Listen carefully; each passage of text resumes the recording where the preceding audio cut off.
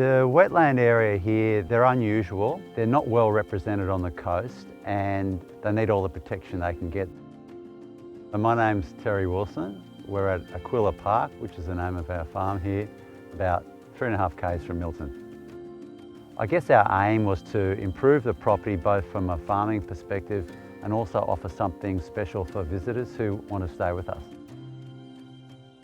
The project is all about protecting the salt marsh and the swamp oak forest, which are two endangered ecological communities. Yeah, you can see all that salt marsh species coming through back. there. That's really good. So when we first came onto this property, the cattle had full access to the wetland and the vegetation surrounding it, and they were just absolutely decimating the threatened species. So it was really critical for us to try to protect what we have here and work with the landholder to get a really great biodiversity outcome. That's it, new growth, it's booming along. Local land services have been critical for this project because they've been the conduit to make things happen. They have been able to bring in particular expertise that we wouldn't have been aware of.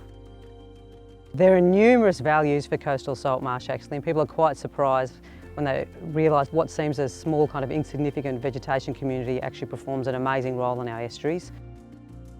So it's able to store carbon at a faster rate than any other tropical rainforest. Coastal salt marsh also acts as a fantastic anchor to our coastal wetlands, so when we have extreme weather events, it's able to hold the land together and reduce the impacts of erosion and then sedimentation into our waterways. So what happens is a lot of our sediment is trapped in coastal salt marsh, and a lot of off-farm and off-land runoff, including contaminants, is able to be caught in salt marsh and filters through this. So coastal salt marsh gets to act as a fantastic filter for water quality.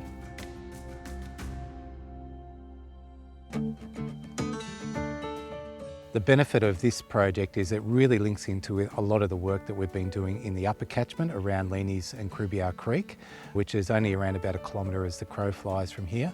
We've been doing a lot of work with dairy farmers and our beef farmers up there, fencing off riparian areas, doing a lot of tree planting as well, and improving the water quality, which actually flows down through Stony Creek and into this wetland. So this is sort of the end piece of the puzzle and the work that we've been doing for around about 10 years in the Krubiar Creek landscape.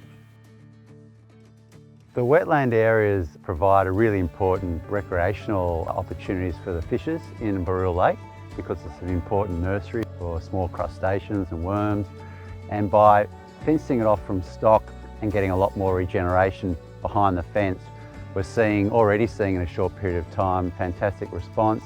That provides more shelter for small birds and waders. Something like 90 different varieties of birds have been recorded on the property. That bird life is important. We have regular visitors from the Shoalhaven bird group who come down and record regularly what's here. That's an important asset for the broader community as well, apart from the amenity on our own farm.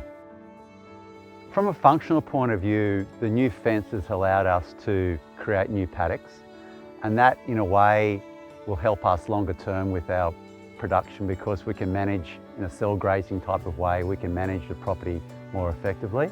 So we're in a better position to manage pastures into the future. We're seeing incredible regeneration just in a short period of time. The casuarinas are bouncing back. The sedges and phragmites and other wetland species are really doing well. So I can imagine in another 5 years it'll be almost unrecognisable. This and a number of projects that we're supporting is one piece of the puzzle of this landscape that we're putting together, and to see those connections throughout the landscape, whether it's with local land services supporting the projects, Milton Landcare, Office of Environment and Heritage, all these projects really add up to make a significant difference in the local landscape.